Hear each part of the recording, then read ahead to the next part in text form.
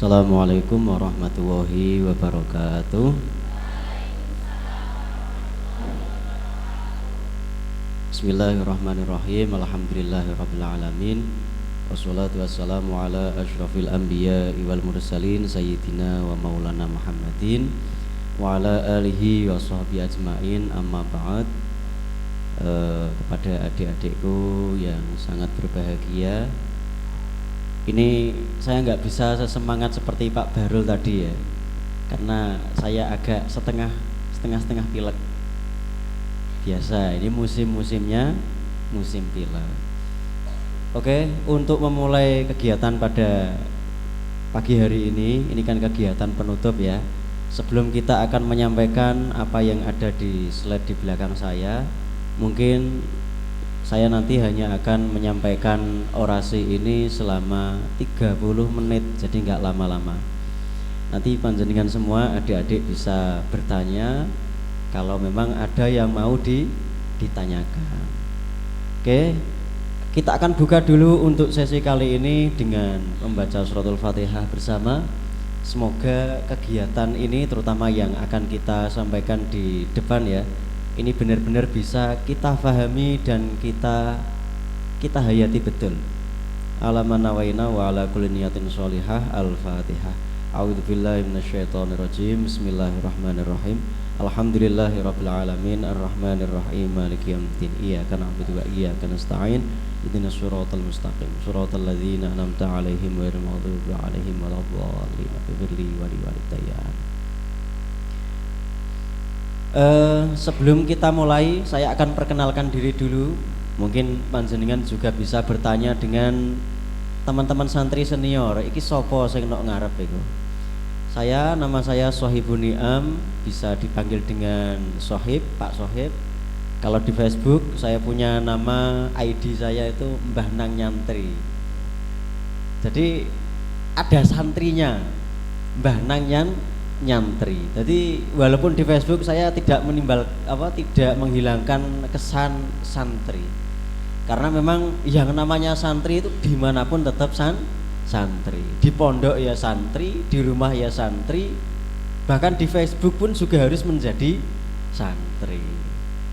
Jadi ya dimanapun, sama halnya kita ini menjadi hambanya Allah ya. Nok pondok itu ya kawulane Gusti Allah, di rumah sakit juga hamba Allah, di sawah pun juga hamba Allah. Karena hamba Allah itu bisa berada dimanapun, maka wali-walinya Allah itu bisa berada dimanapun juga, termasuk di sini. Sampai-sampai dulu itu Nabi Muhammad di antara 40 orang itu pasti ada satu di antaranya yang menjadi kekasih Allah.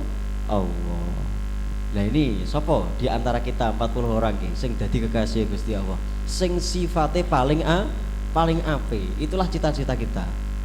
Oleh karena itu hari ini kita akan belajar banyak tentang siapa santri itu ya.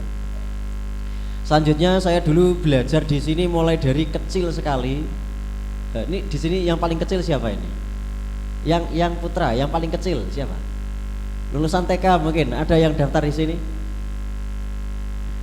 Yang cewek paling kecil siapa? Wah, lulusan apa? Atau kelas berapa? Kelas 4 SD. Saya kalah ya. Dulu saya mondok di sini itu lulus SD, kemudian berarti umur berapa ya kalau lulus SD itu? Umur berapa? Iya, umur segitulah. Cuwili ini, rarah popo. Kemudian saya dulu setelah mondok di sini punya kegiatan utama, yaitu mengikuti madrasah diniyah. Jadi ya sekolahnya ya hanya madrasah diniyah saja. Kemudian untuk pelajaran yang lain bisa ikut-ikutan lah. Saya punya hobi banyak. Hobi saya yang pertama adalah membaca, reading.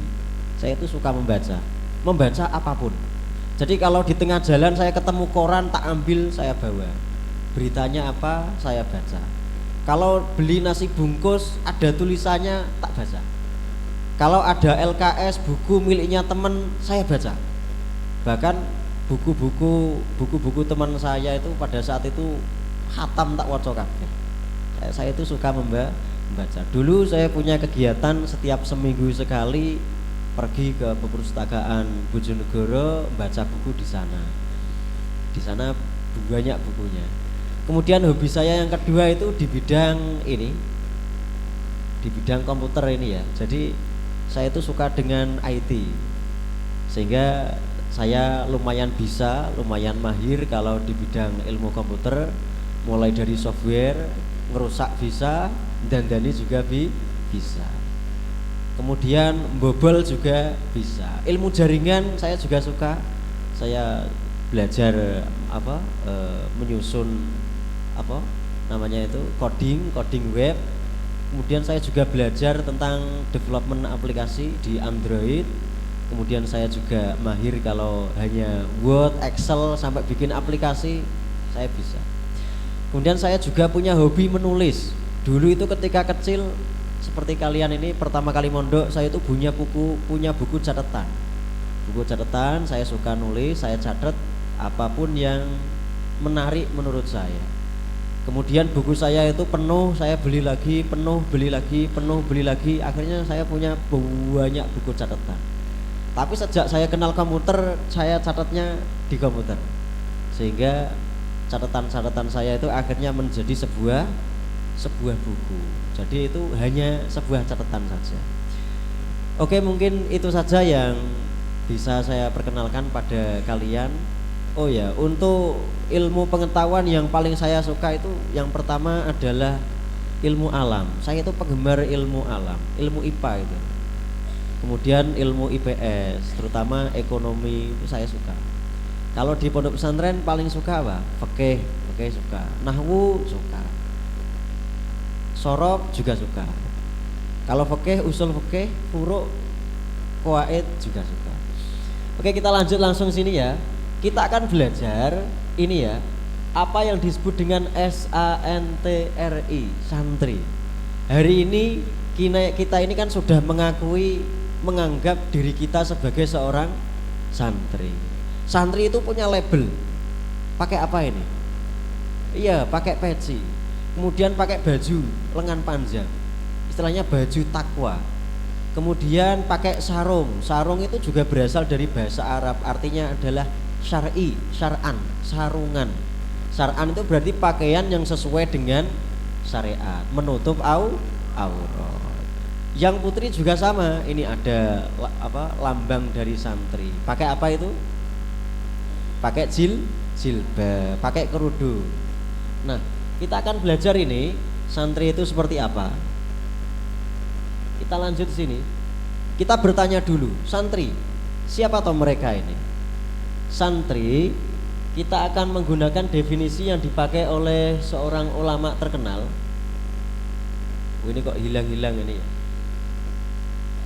Jadi santri berdasarkan ini adalah orang yang berpegang teguh dengan Al-Quran dan mengikuti sunnah Rasul sebagai pendiriannya.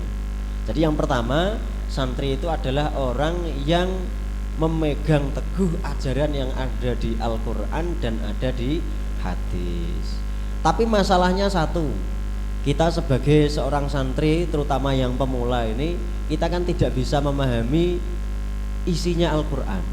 Kita tidak bisa memahami isinya hadis. Satu-satunya cara agar kita bisa paham adalah dengan ngaji.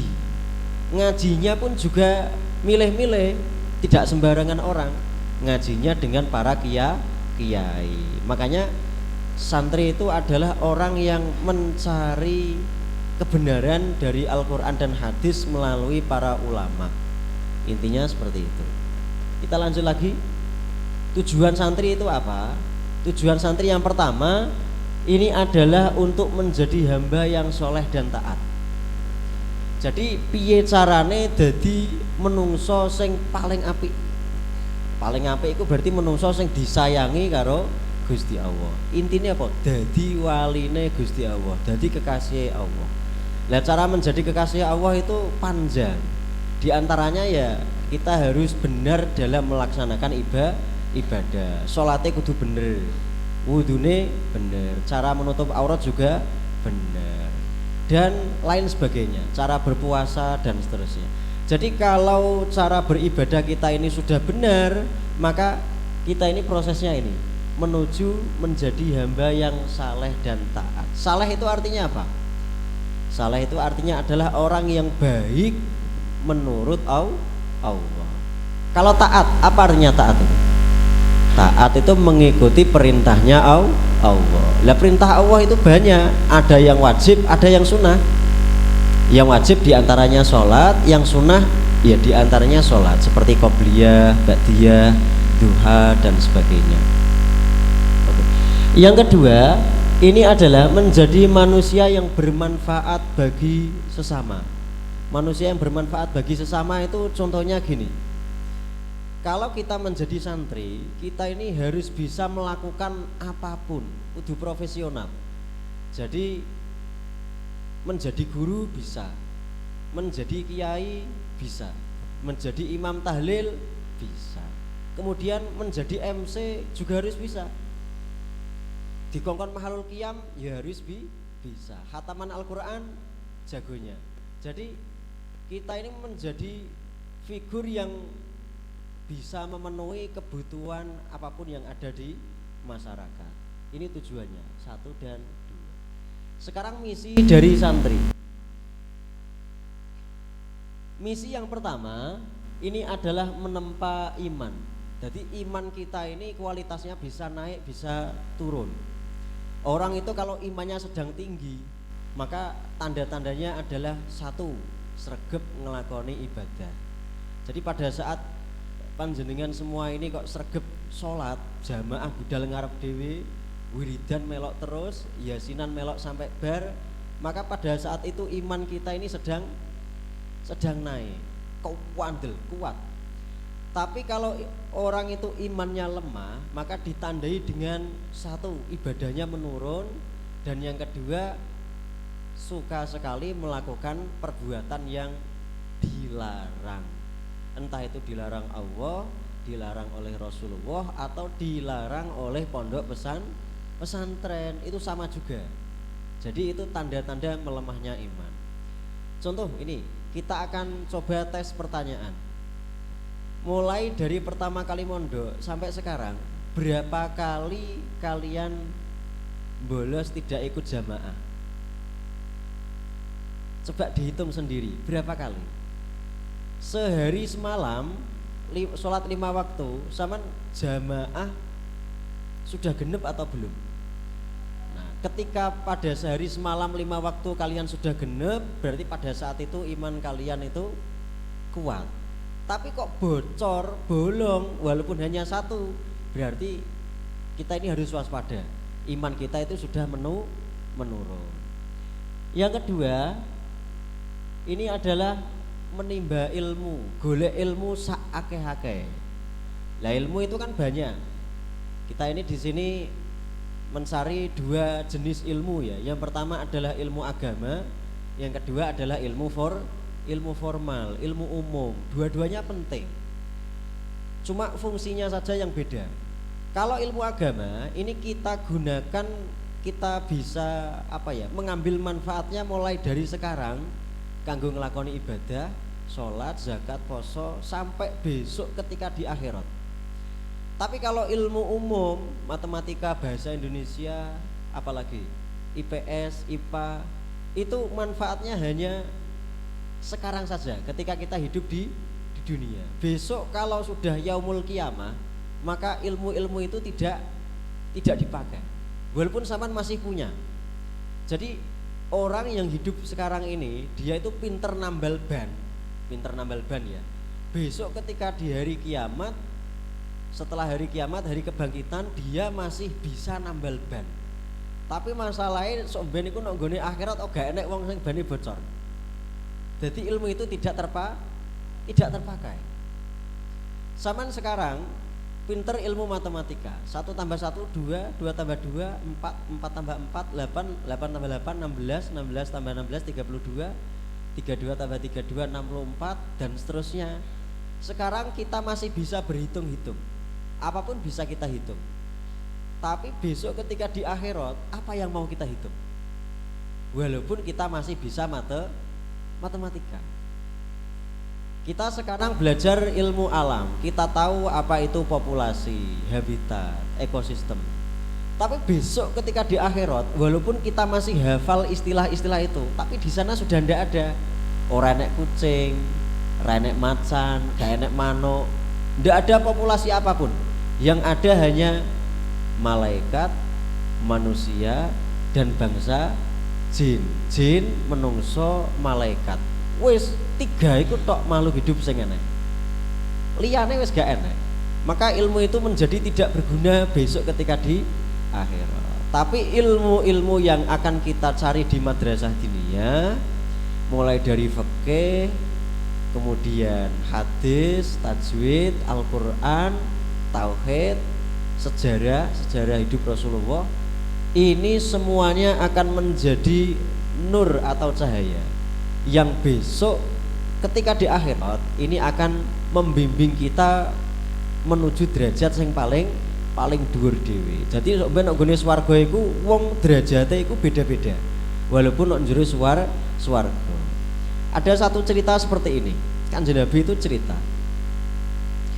Jadi besok di hari kiamat kemudian orang-orang dikumpulkan dan mlebu ning swarga, masuk di surga. Ternyata ketika di surga itu penduduk surga oleh Allah dikasih perintah, wahai penduduk surga mintalah sesuatu. Jadi kalau Gusti Allah dikongkon jalu. Tapi ternyata orang-orang itu bingung, apa yang jalu apa? Nek swarga iki pen jalu apa? Ini sama seperti enek wong desa dijak masuk ke dalam restoran, dijak mlebu nggone hotel bintang 5, dijak ning restoran. Terus dikongkon pesen. Kira-kira pesen apa? Mergo wong desa akhirnya pesen pecel. Iya ta, pesen apa jangan lodeh. Enek to gak jangan lodeh kono ngene restoran itu? Ndak ada. Kami tidak sedia jangan lodeh. Kami tidak bersedia pecel. Ora enek pecel, persediaan pecel itu gak enek. Sehingga nasibnya penduduk surga itu besok juga bingung ketika dikongkon karo Gusti Allah njalu. Gak ngerti mau meminta apa. Maka pada saat itu orang-orang bodoh-bodoh itu, orang-orang yang tidak berilmu, orang-orang yang tidak belajar ilmu agama, ketika bingung disuruh minta sesuatu, mereka mencari gurunya. Goleki gurune. Ketika gurunya dicari ketemu, bertanya, "Guru, saya ini harus meminta apa? Kok disuruh oleh Allah untuk meminta sesuatu?" Akhirnya dikasih tahu. Sehingga ada satu makalah mengatakan innanna la yahtajuna ilal ulama fil akhirah kama annahum yahtajuna ilaihim fid dunya. Manusia itu besok ketika di surga itu tetap membutuhkan ulama sama seperti ketika hidup di dunia. Maka oleh Nabi itu kita dikasih 4 pilihan. Pilihannya apa?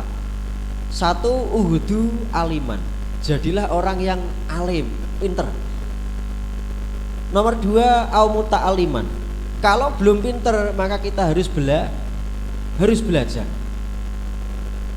Au mustami'an. Nomor 3, kalau masa belajarnya sudah habis, umurnya sampean itu sudah 30 tahun ke atas, dienggo belajar wis gak ngatasi, uteke gak gathuk, maka harus tetap ikut ngaji walaupun hanya mendengarkan. Senajan nok panggok faham mulai lali. Terus au muhibban. Nomor 4 pilihannya, kalau tidak bisa jadi alim, ketika masih kecil juga tidak sempat belajar, wis tuwek gak sempat ngaji, maka pilihan terakhir nomor 4 adalah menjadi orang yang suka dengan lembaga pendidikan. Dadi wong sugih duwe digawe nyumbang pondok pesantren.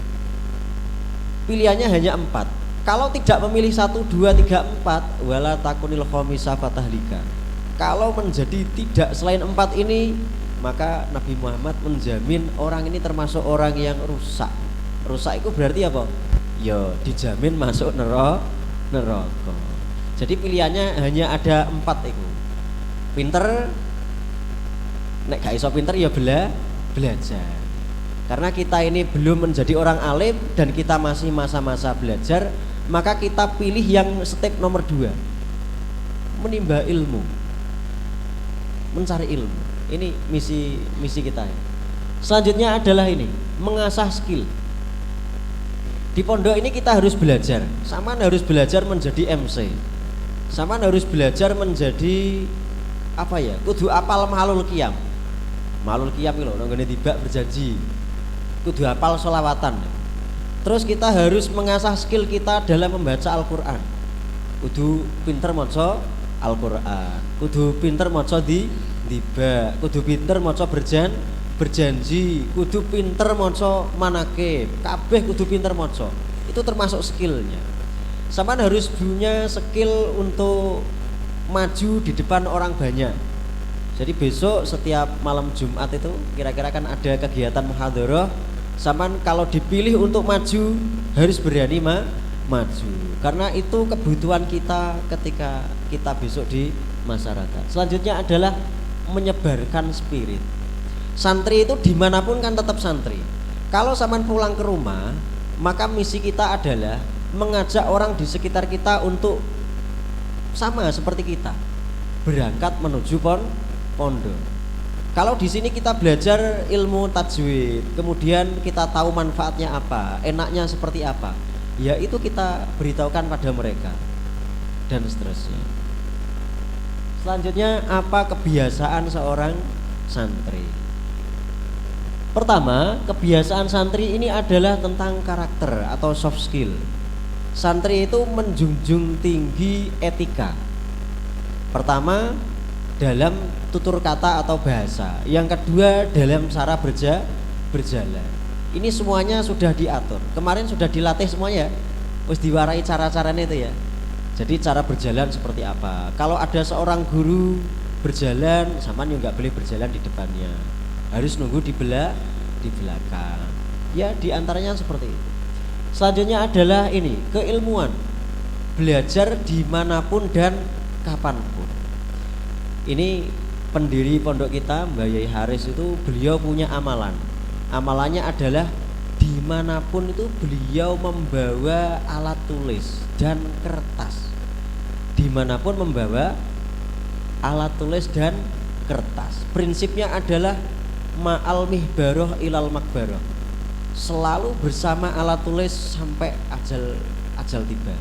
Sehingga Mbak Haris itu suka menulis dan suka mencatat, suka nulis, suka nyatet. Nah ini kita bisa tiru. Sama ini bajunya kasih pulpen, sama setidaknya punya pulpen sak lusin.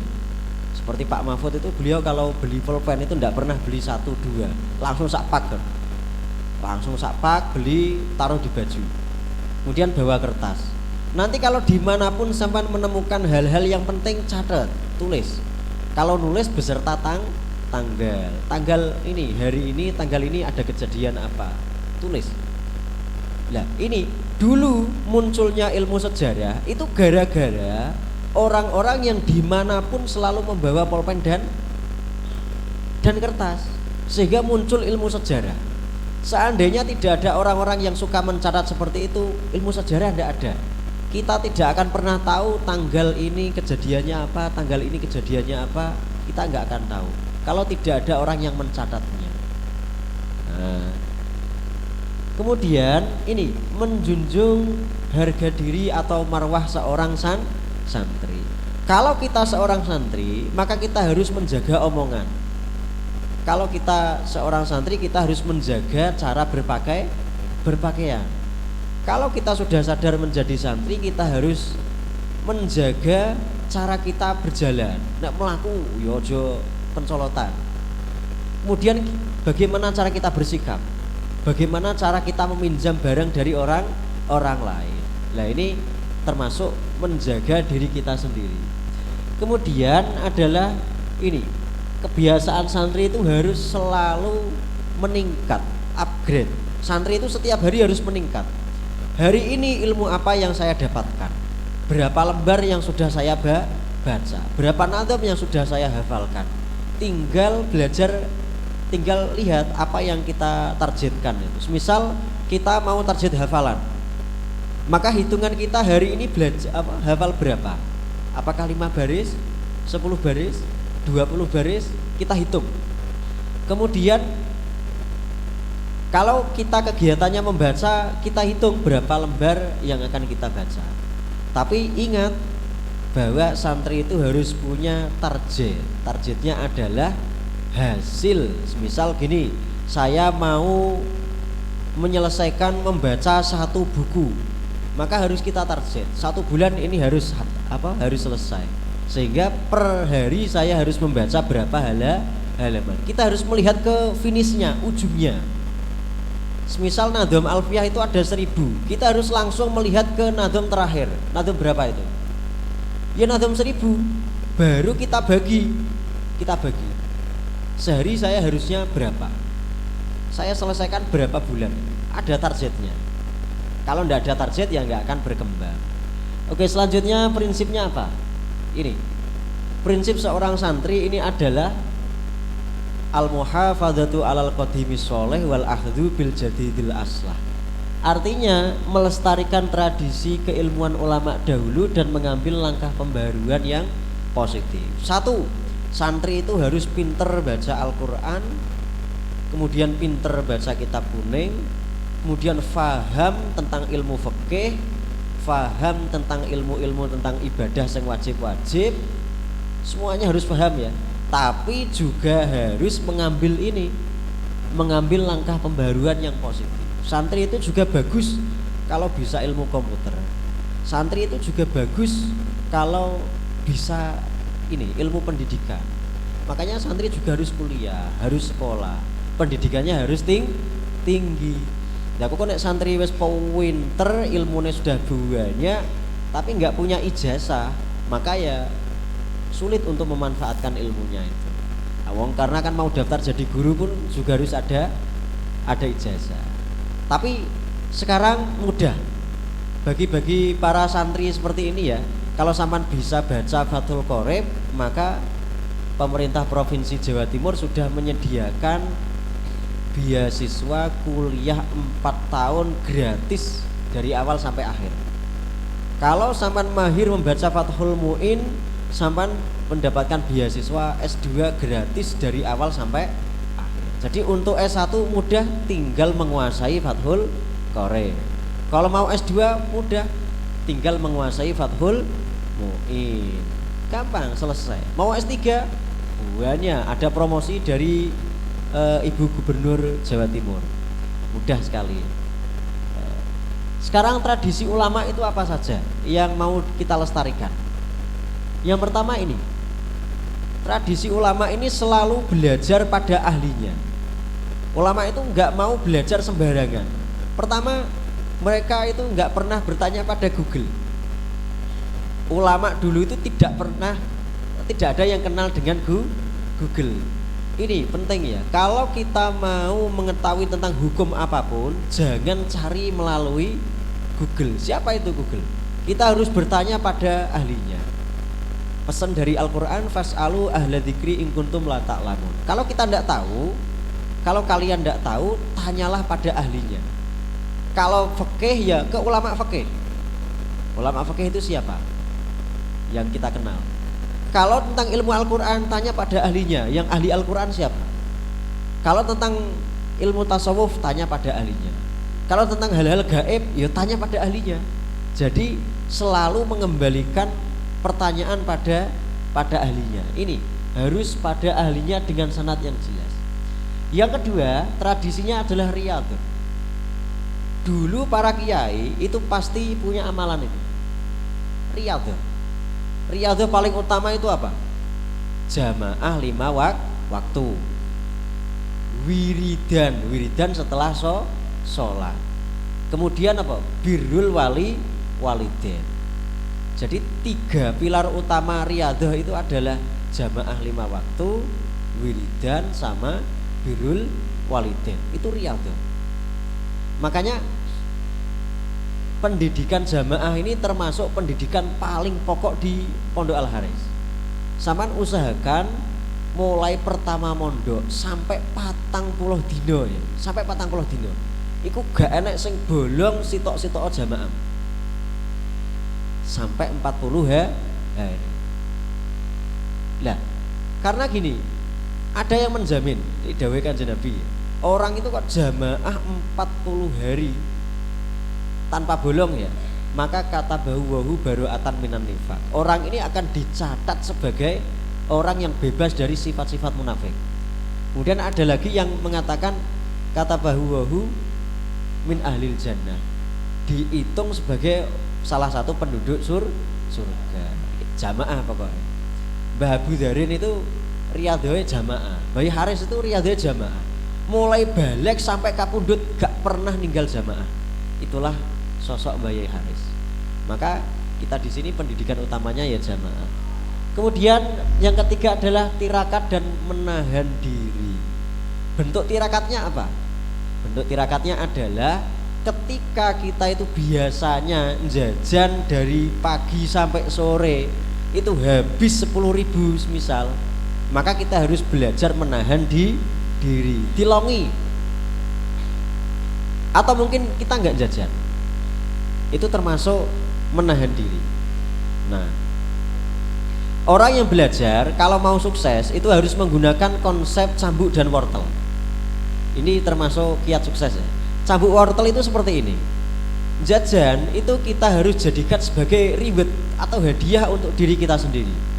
Contoh, saya karena sudah hafal 10 nadham hari ini, maka saya jajan. Kalau saya hari ini nggak membaca apapun, tidak menghafalkan apapun, maka nggak boleh jajan. Kita sendiri yang membuat aturan itu. Kalau kita merubah fungsi jajan yang awalnya itu ya kebiasaan, kita jadikan sebagai reward, maka bagus. Bagusnya itu seperti apa? Kita akan terus meningkat dari waktu ke waktu. Nah, yang terakhir ini khidmah pada ilmu. Jadi kalau kita punya ilmu, maka kita harus khidmah pada ilmu. Caranya seperti apa? Besok akan diajari. Ini selesai. Jadi santri ya seperti ini. Sekarang kita akan ke makalah yang kedua.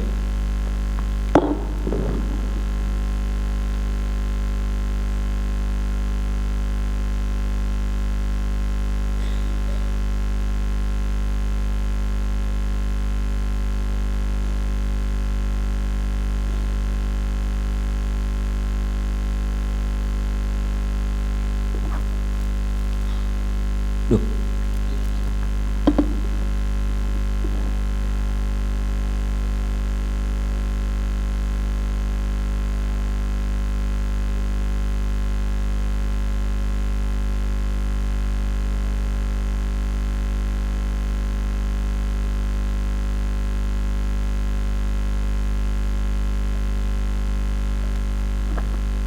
Nah, sekarang ini ada rahasia sukses belajar santri. Tapi karena sudah ditulis di sini, maka nanti menjadi tidak rahasia. Oh, rahasia ini kan ora diketok-ketokno. Sama kondokan sana, tak ceritani ya rahasia, tapi aja kondo-kondo. Maka itu sudah menjadi bukan rahasia lagi. Ini menjadi rahasia karena memang jarang orang yang tahu. Sebenarnya banyak yang tahu, tapi yang mempraktekannya itu jarang sekali. Ini pertama kita harus sadar dulu bahwa tugas santri adalah belajar dan menghormati ilmu. Tugas seorang santri itu adalah belajar dan menghormati ilmu. Lah menghormati ilmu itu termasuk menghormati diri kita sendiri. Sama tak tanya ini, sama sudah hafal kulhu? Sudah. Sama sudah hafal surat Al-Falaq? Sudah hafal surat An-Nas? Maka dalam diri kalian itu sudah ada Al-Quran. Kalau dalam diri kita ini sudah ada Al-Quran, kita wajib menjaga dan menghormati diri kita sendiri. Di antaranya adalah dengan berpakaian yang bagus, kemudian juga kita selalu menjaga kesucian diri, wudhu dan sebagainya.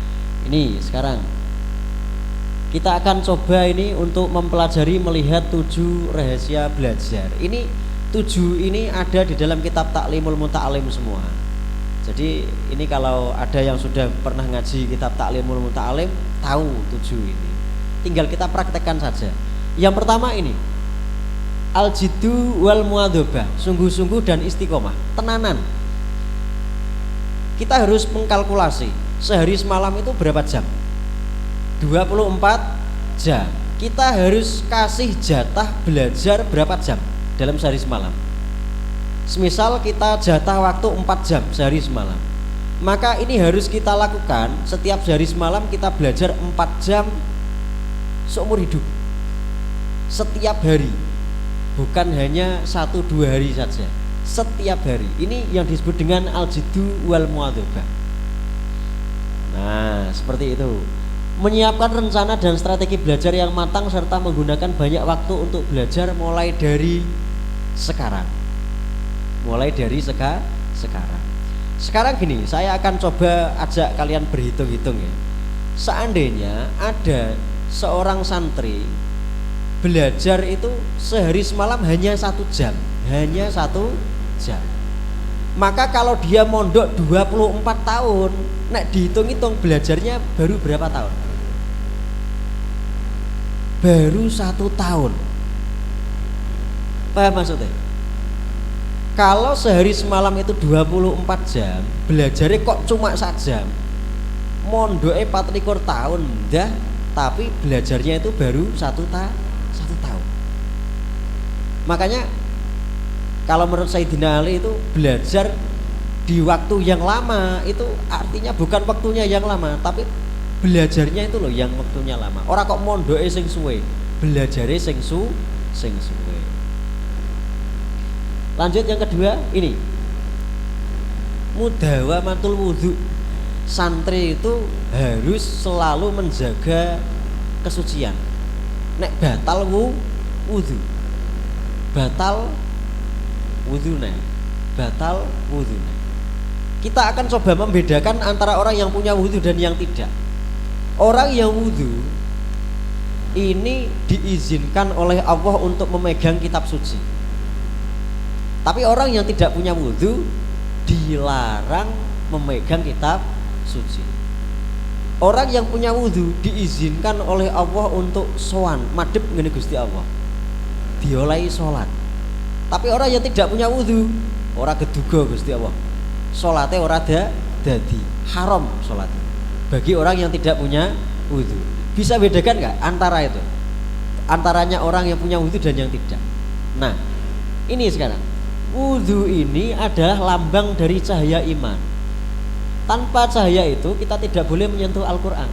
Nah, ini orang yang memiliki cahaya iman ini jauh lebih mudah menyerap ilmu, karena ilmu dewe Kanjeng Nabi juga berupa cahaya. Ilmu nurun, ilmu itu cahaya. Dan kalau dalam diri kita ini penuh dengan cahaya, ya cahaya dengan cahaya itu akan mudah untuk bergabung. Intinya selalu jaga wudhu. Batal wudhu. Ketika ada orang yang ketika batal wudhu, iblis itu misuh deh, gula. Karena pada saat orang wudhu, maka dosa cilik-cilik itu rontok. Calanang semisal ya enek sing bar gambas gitu, ingin seng semisal. Kan ada dosa di sini di mata. Lah iki rontok ngerti nggo wudu. Hilang. Ngomong salah misuh misal ya. Dinggo wudu rontok dosane. Kecuali nek sing dibisuhi gelo kudu njaluk sepuro. Lah nek gak disepuro ya gak ngarah hilang dosane. Oke, selanjutnya ini taklilul ghidha. Taklilul ghidha itu artinya nek mangan, kalau makan gak sampai wareg. Jadi biasa sedengan. Nek mangan gak sampai wareg. Lah kalau perlu malah porsi makannya itu kita turunkan. Biasanya makan kalau di rumah berapa kali? 3 kali. Kalau di pondok berapa kali? 2. Mati enggak? Enggak mati. Enggak mati. Kemudian kalau kita rubah, semisal sehari semalam kita makan sekali, bisa gak? Bisa. Mati gak? Gak mati. Semisal rong dino mangan pisan, semisal. Nah, artinya gini, artinya itu. Seandainya kita itu makan itu kan tujuannya biar kita hidup. Nek wis urip ya wis. Kita itu ndak perlu makan itu berlebih-lebihan. Kok mangan, kok baru jek tuku jajan. Jek kurang jajan tuku es jek kurang tuku tumbas mie. Lah ini namanya berlebihan. Cukup makan itu sesuai dengan kebutuhan kita sendiri. Yang penting kita jaga lambung. Jadi gini resepnya. Kalau setiap jam 7 sampean makan, maka sekitar jam 7 itu sampean harus makan. Nek gak mangan kudu ngombe. Nek setiap jam 12 siang kok sampean makan, maka jam situ jam 12 sampean kudu mangan.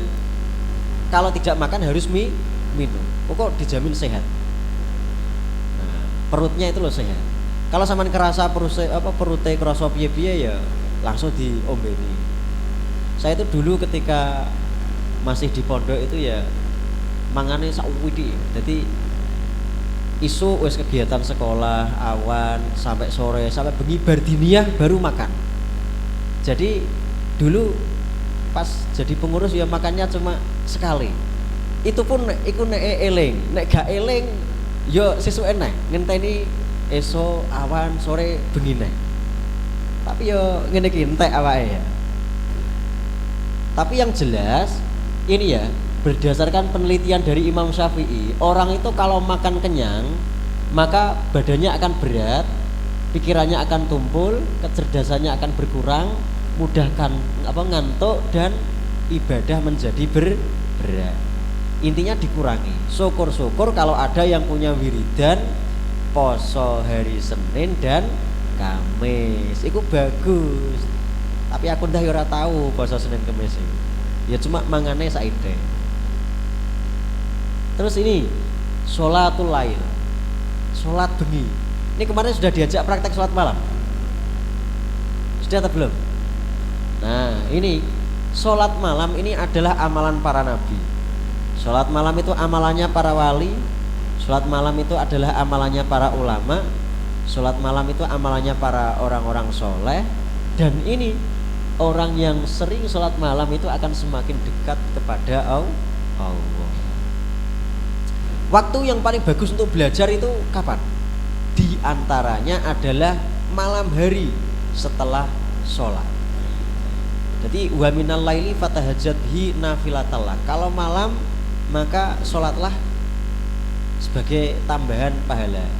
Terus lagi inna nasyiatal laili hiya asyaddu wat'an wa aqwamu qila. Bahwa bangun di malam hari ini menjadi waktu yang paling cocok untuk membaca dan paling cocok untuk belajar. Jadi luar biasa. Makanya dulu itu ulama-ulama itu sering menggunakan waktu malam untuk belajar. Selanjutnya ini membaca Al-Qur'an. Nah, ini yang luar biasa. Santri yang belajar membaca itu dia melihat tulisan ayat Al-Qur'an tuh ya. Kemudian ketika dia membaca itu berusaha menerapkan teori tajwid yang ada yang ia pahami. Bagaimana cara membaca ini jadi idhar, jadi idgham, jadi ikhfa, jadi iqlab. Ini mat apa? Mat tabi'i, mat wajib, mat lazim. Panjangnya berapa? Nah ini orang yang terbiasa membaca Al-Qur'an dengan tajwid, ini dia sama seperti ini. Belajar untuk meningkatkan daya pikir. Karena pada saat bersamaan dia melihat, membaca, mengukur dan menerapkan. Mulane wong sing bacaannya bagus, itu uteke ya cerdas. Apalagi ini ditambah dengan menghayati arti dan maknane. Lah tambah cerdas sama. Ndak pinter. Mulane nek maca Al-Qur'an, santri Al-Haris mesti diwarai cara membaca yang paling bagus dengan tajwid sak lancar-lancare. Mulane rata-rata cak Al-Haris iku apal tiba berjanji. Soalnya biyen apa? Ora dileh-leh nek ngaji. Terus ngaji apa alhamdulillahil qawiyil ghalib sak wulan gak dileh. Rong wulan gak dileh. Aku biyen meh 3 wulan. Mulane apal. Malul qiyam ya matok apal. Wong 5 baris iku sak wulan gak dileh-leh. Ya makanya santri Al-Haris itu kalau membaca masalah baca Al-Qur'an bagus. Oleh karena itu kita belajar membaca Al-Qur'an tiba berjanji manakib itu dengan cara yang ini dengan tajwid. Uteknya bermundak cerdas. Kita lanjut lagi nih. Tarkul ma'asi, meninggalkan maksiat. Santri ku aja sering-sering ngelakoni maksiat, miso melanggar aturan. Nah, iki alasannya cuma satu. Setiap dosa atau kesalahan ini akan menjadi beban psikologis. Artinya mentalnya stres. Bocah sing mentalnya stres ini belajarnya susah. Belajarnya susah. Titeni bocah Al-Haris, bocah pondok kok rokokan angel belajar. Karena dia punya beban mental melakukan kesalahan. Apalane angel. Ya titeni sapa sing kata Malvia sing rokok-rokok. Karena apa? Beban mentalnya itu berat dan ini menjadi beban psikologi dan akhirnya ini orang yang belajar dengan membawa beban ini tidak bisa menyerap pelajaran dengan baik. Terus di dalam hati dia merasa berdosa dan bersalah. Terus iki sing paling akut de rumangsa doanya itu tidak patut dikabulkan karo Gusti Allah. Lan dhek pas donga ora pede. Mulane rata-rata wong sing dosane akeh iku mereka itu tidak pede nek donga. Donga ya nekakno wong, kon ndongakno. Dhek dhewe uga iya ora pede aku ki donga kurang rahmandi wong dosaku akeh. Seperti itu pasti. Padahal dawuh Allah kan udhuuni astajib lakum. Donga tak kei. Tapi dikei nek mantep dongane kan berdasarkan kemantepan. Iki tarkul ma'asi. Selanjutnya ini Allah takula to'a masuki. Nah, saya ceritakan sedikit. Setiap tumbuhan di dunia ini tumbuh dan muncul karena rahmatnya Allah. Jadi ada malaikat khusus yang ditugaskan oleh Allah untuk menjaga tumbuh-tumbuhan itu. Dan tumbuhan itu kemudian menumbuhkan biji-biji beras, gandum, jagung, menyo. Maka setiap hasil bumi semuanya penuh dengan berkah. Makanya di dalam kitab Fathul Mu'in itu disebutkan pekerjaan sing barokah paling gede itu tani. Mergo barang sing ditumbuhno itu penuh dengan berkah. Ketika bahan-bahan itu dimasak, maka masak-masakan itu juga penuh dengan berkah. Dengan satu catatan. Ki enek cerita. Enek wong gawe jajan. Jajane dipajang ning ngarep toko. Kemudian ada orang yang lewat. Lah, ketika dia lewat, roh enek tempe goreng iki. Pengen, tapi ternyata gak duwe duwe. Nah, ketika ada makanan